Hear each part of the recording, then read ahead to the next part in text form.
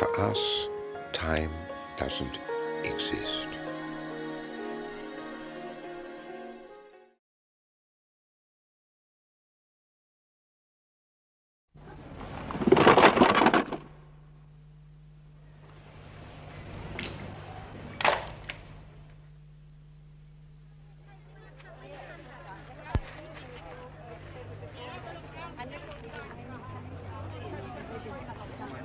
We look, we buy. It is ours. Ours to consume, to sell again, perhaps to give away. More often, ours to keep.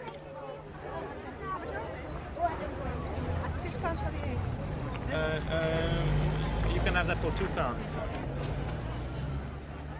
Look at these cute little tongs. Oh. Tea caddy. Because they had many types of Chinese that put them in rows. We look, we buy, and we collect valuable objects. But the most valuable object of all has become the oil painting. Very, very small one. The last one, that's a larger one. £26. Oil paintings often depict things which in reality are buyable. To paint a thing and put it on a canvas is not unlike buying it and putting it in your house. £26. I bought it this morning. The objects within the painting often appear as tangible as those outside it. Yeah, £25. You want to know what I'm paying for it?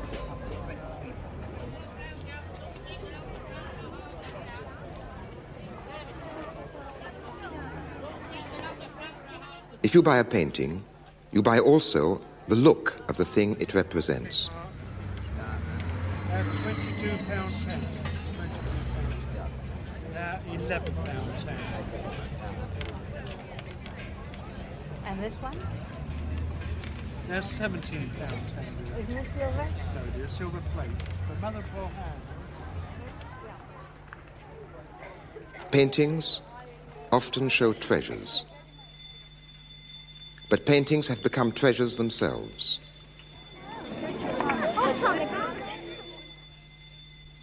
Art galleries are like palaces, but they are also like banks. When they shut for the night, they are guarded, lest the images of the things which are desirable are stolen.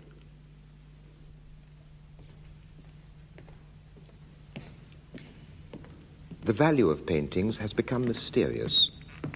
Where, we ask ourselves, does this value come from?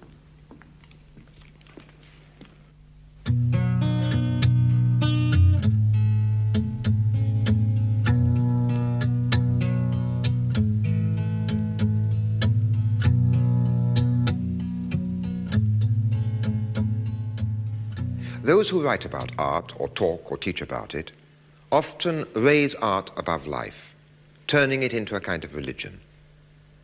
In the first of these programs, I tried to show how and why modern methods of reproduction and communication, like color photography, like television, have theoretically changed the meaning of the visual art of the past, demystifying it and making it secular. But mostly those who use these new methods of reproduction and communication, those who write books or make television programs about art, tend to cling to the old approach. Art remains something sacred. A love of art seems automatically to be offered as a sublime human experience. Perhaps, though, we should consider this historical record.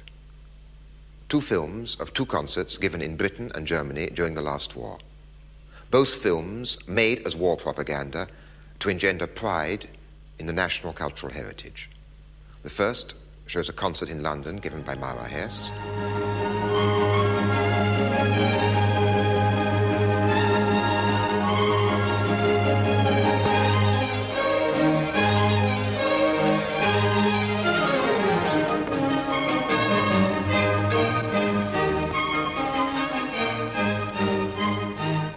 The second shows a concert in Berlin by Furtwängler.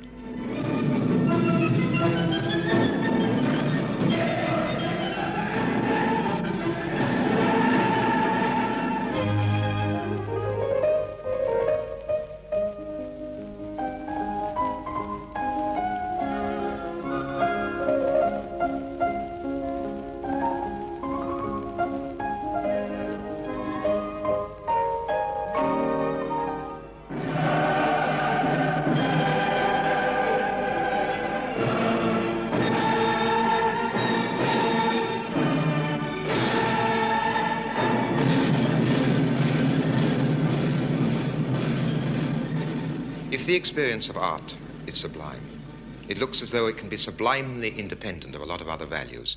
So perhaps we should be somewhat wary of a love of art. You cannot explain anything in history, not even in art history, by a love of art. Let us look at a painting whose subject is an art lover. This picture, which shows a 17th century patron surrounded by his collection, tells us more about Europe and painting from the Renaissance onwards than hundreds of art books or essays on aesthetics. What does it show? The sort of man for whom painters painted their paintings. What are these paintings? Before they're anything else, they are objects which can be bought and owned. Unique objects. A patron cannot be surrounded by music or poems in the same way as he is surrounded by his pictures. Does this special ownership of pictures engender a special kind of pride? It is as though he lives in a house built of paintings. What is their advantage over walls of stone or wood? They show him sights. There are many different subjects. But what the pictures all have in common is that they are painted with oil paint. From about 1500 to 1900, the visual arts of Europe were dominated by the oil painting, the easel picture. This kind of painting had never been used anywhere else in the world before. The tradition of oil painting was made up of hundreds of thousands of unremarkable works, hung all over the walls of galleries and private houses, rather in the same way as the reserve collection is still hung in the National Gallery. If, as we are normally taught to do, we emphasize the genius of the few and concentrate only on the exceptional works, we will misunderstand what the tradition was really about. European oil painting, unlike the art of other civilizations and periods, placed a unique emphasis on the tangibility, the solidity, the texture, the weight, the graspability of what was depicted. What was real was what you could put your hands on. The idea that a thing is only real if you can pick it up may be connected with the idea of taking a thing to pieces to see how it works. At the beginning of the tradition of oil painting, the emphasis on the real being solid was part of a scientific attitude. But the emphasis on the real being solid, on being what you could put your hands on, became equally closely connected with a sense of ownership. These scientific instruments were used for navigation. They were painted at the time when the world trade routes to Europe were being opened up by the heroic voyages which we learnt about in school, bringing European civilization to the rest of the world. It tends to be forgotten that these voyages were the start of the European slave trade and the traffic which began to siphon the riches of the rest of the world into Europe. Christopher Columbus wrote from Jamaica, "Gold is a wonderful thing. By means of gold, one can even get souls into paradise."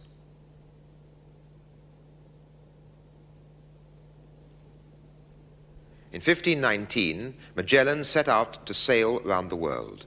He and an astronomer friend with whom he had planned the voyage were to keep 20% of the profits made and the right to run the government of any land they discovered and conquered. This globe charts Magellan's voyage round the world. Beside it is a book of arithmetic, a hymn book, and a lute. To conquer a land, it was always necessary to convert it to Christianity. The picture was painted in 1533 by Holbein. It shows two French diplomats in London. The picture is about science, about navigation, about diplomacy, about power. But in the way that it has been painted, in the way that it has been seen, what is it most about?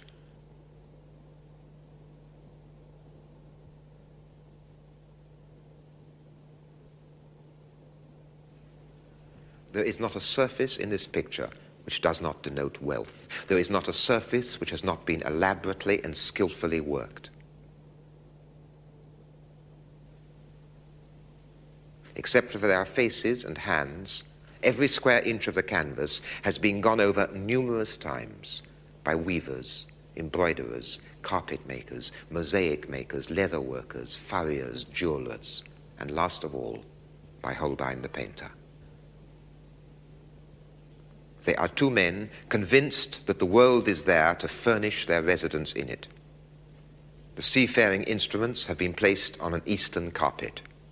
Without the first, the second would not be there. Implicit in the rise of European Christian culture was the destruction of other cultures. But the Europeans saw it differently. They believed that their civilization was in all respects more advanced than any other. The African kneels to hold up an oil painting to his master. The painting he is holding depicts the castle above one of the principal centers of the West African slave trade. Many works of art in other cultures and periods have celebrated wealth and power. Gods, princes, and dynasties were worshipped. But these works were static, ritualistic, hierarchic, symbolic. They celebrated a social or divine order.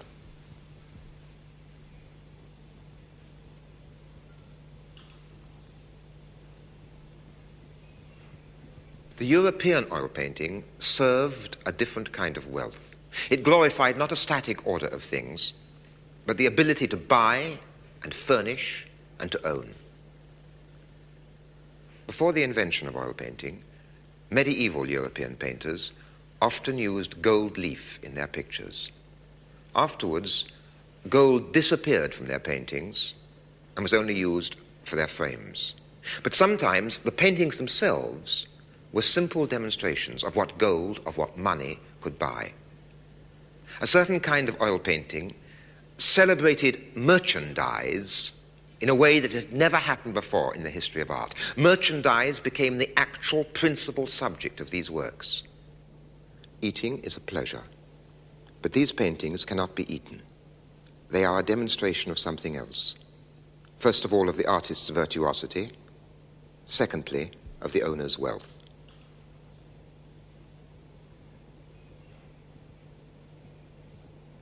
Livestock. Not animals in their natural condition, but animals whose pedigree is emphasized and whose pedigree is a proof of their value, whose pedigree emphasizes the social pedigree of their owners. They are painted like pieces of furniture, a table or chair with 4 legs. Objects.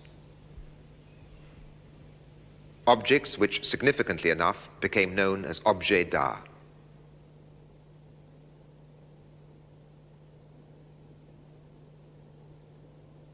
Houses. Buildings not considered as ideal works of architecture, as in the work of some of the earlier Renaissance artists, but buildings considered as landed property. Portraits were equally important. Portraits of the owners of the paintings, and the owners of much else besides.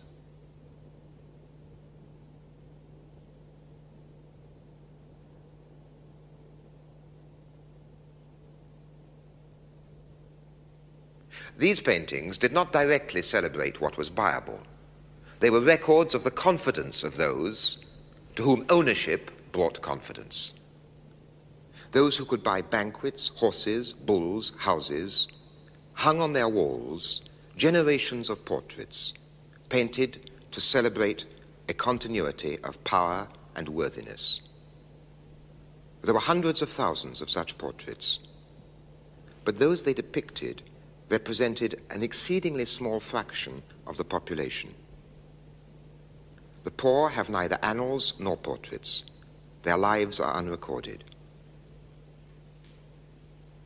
But again, the style with which the average portrait was painted reveals something about the basis of this confidence and of this so-called dignity of the sitter.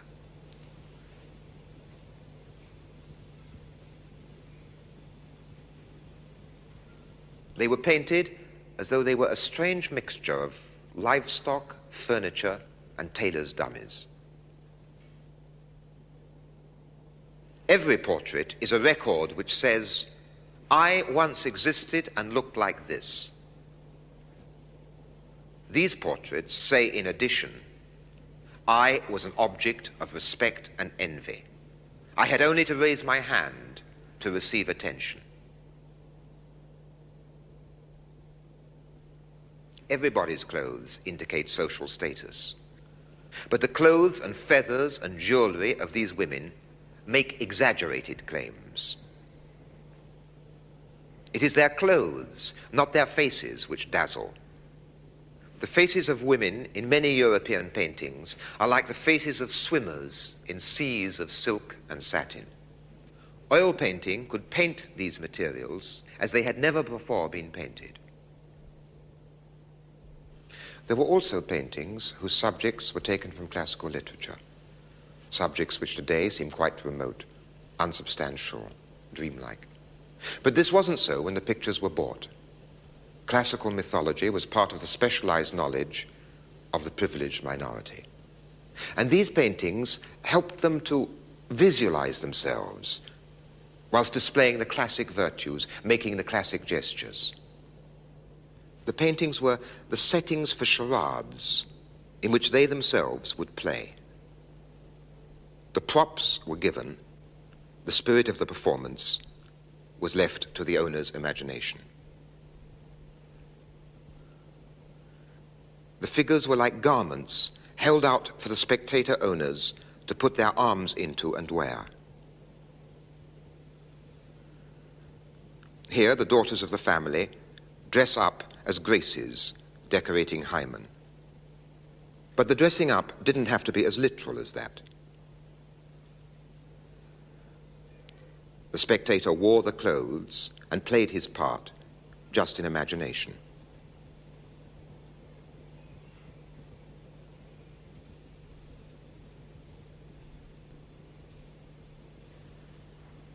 Who would you guess she was meant to represent? Different painters see her differently. But do these paintings have anything in common? And if so, what is it that they all convey?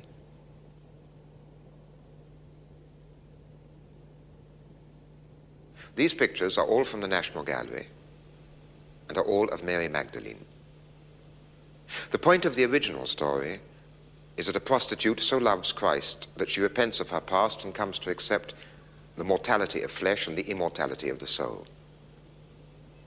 In each case, the way the picture is painted contradicts the essence of the story. The method of painting, the way of seeing, can only envisage her as being, before everything else, takeable. The hypocrisy is sexual.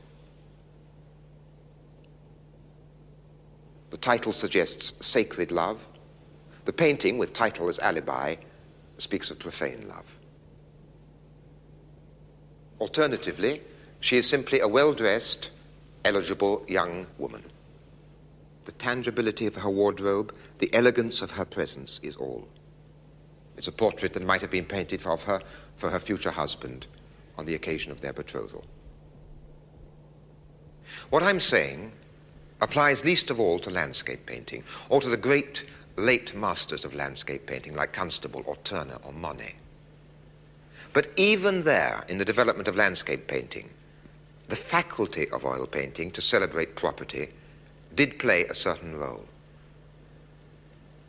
This is what Sir Kenneth Clark says about Gainsborough. At the very beginning of his career, his pleasure in what he saw inspired him to put into his pictures backgrounds as sensitively observed as the cornfield in which are seated Mr. and Mrs. Andrews. This enchanting work is painted with such love and mastery that we should have expected Gainsborough to go further in the same direction. But he gave up direct painting and evolved the melodious style of picture-making by which he is best known. Now look at it another way, the way I would use it for my argument.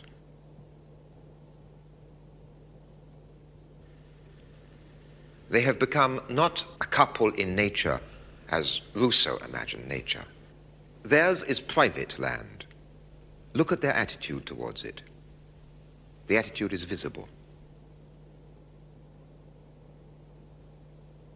If a man stole a potato at that time, he risked a public whipping. The sentence for poaching was deportation. Without doubt, among the principal pleasures this painting gave to Mr. and Mrs. Andrews was the pleasure of seeing themselves as the owners of their own land. And this pleasure was enhanced by the ability of oil paint to render this land in all its substantiality. The surrealist painter Magritte commented on this faculty of oil painting. The painted landscape stands in for the real one. A number of great painters used oil paint to express their own highly personal and exceptional visions. They, in many ways, contradict my argument. They also contradict the tradition from which they sprang. This picture by Rubens celebrates the park and farmland surrounding the chateau he lived in. But the chateau and its owners are far away. Hunting is free. The fields are golden.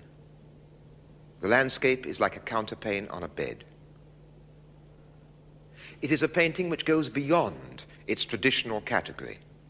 It is not a painting about a castle and its lands. On the contrary, it shows a world without scarcity, a world of plenty, a world, that is, which contradicts the entire history of private property. There's a painting of a woman by Vermeer, which at first sight confirms everything I have said. It would seem to be the ideal illustration of my argument. She is weighing gold in a pair of scales, or perhaps also weighing the pearls strewn on the table. Her interest is commercial. In the way the scene is painted, the substantiality and tangibility of everything is emphasized. Everything suggests the solidity of a Dutch middle-class home, even the painting of the Last Judgment on the wall behind her. A painting on the wall is a mark of prosperity. But go on looking.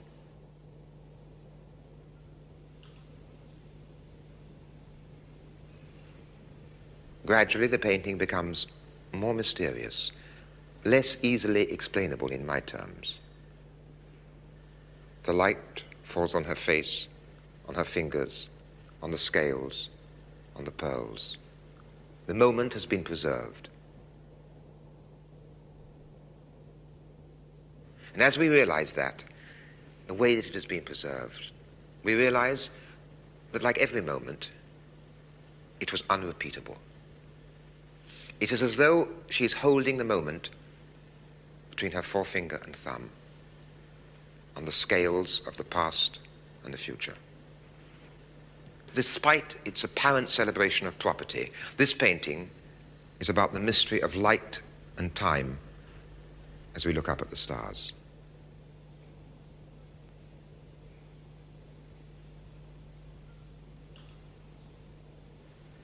Not for one moment would I deny or belittle the significance and achievement of paintings like these.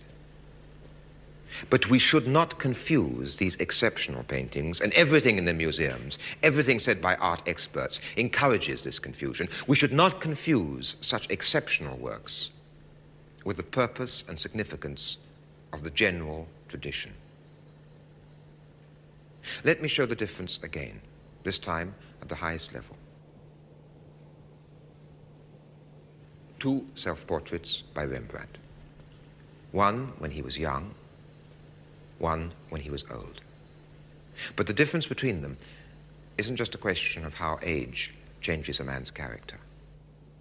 In the first painting, Rembrandt used the style and methods of the tradition for their traditional purposes, as an advertisement for the owner's good fortune, prestige, and wealth. In the later painting, he has turned the tradition against itself. All has gone, except a sense of the question of existence as a question.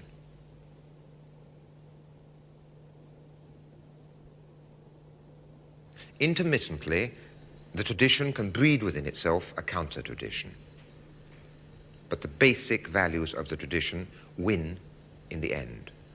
This painting now has a fabulous price on its head, perhaps £3 million. It has itself become a fabulous object of property. Of course, a lot more can be said about European oil painting than I have said. Yet what I have tried to show is a fundamental part of the truth which is usually ignored. We study other cultures far away as anthropology. That's to say, we study them from the outside. We don't judge them purely according to their own explanations of themselves. Now, if we look at the culture of the European oil painting in the same spirit, leaving aside its own claims for itself, I believe we will find that oil painting was, before everything else, a medium which celebrated private possessions. The tradition of the oil painting has now been broken once and for all. In some ways, publicity has taken its place. The sight of it makes us want to possess it.